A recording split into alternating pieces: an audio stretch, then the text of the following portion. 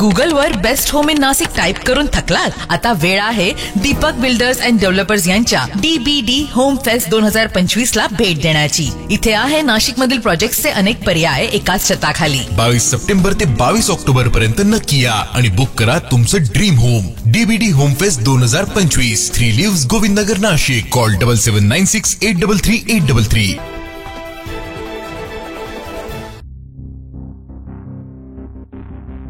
मुंबई लोकमान्य टिळक टर्मिनसहून बिहारकडे जाणाऱ्या कर्मभूमी एक्सप्रेसमधून तिघे युवक खाली पडल्याची भीषण दुर्घटना नाशिक रोड रेल्वे स्थानकाजवळ घडली आहे. या अपघातात दोघांचा जागीच मृत्यू झाला. एक जण गंभीर जखमी आहे. जखमी युवकावर नाशिकच्या जिल्हा शासकीय रुग्णालयात उपचार सुरू आहेत. शनिवार रात्री कर्मभूमी एक्सप्रेस नाशिक रोड स्थानकावर न थांबता पुढे गेली. गाडी सुटल्यानंतर काही वेळातच जेल रोड परिसरातील हनुमान मंदिराजवळ हिकलेनगर भागात तिघे युवक रेल्वेखाली पडल्याची माहिती ओढा स्टेशनवरील अधिकाऱ्यांनी नाशिक रोड रेल्वे विभागाला दिली.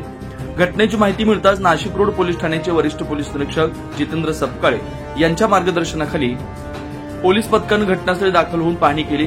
मृत आणि जखमी युवकांची ओळख अद्याप पटलेली नाही.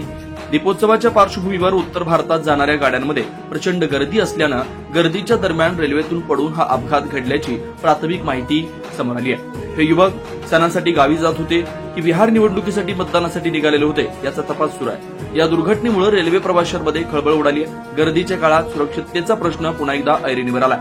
9 न्यूज महाराष्ट्रासाठी प्रतिनिधी इसाक कुरेशी, नाशिक.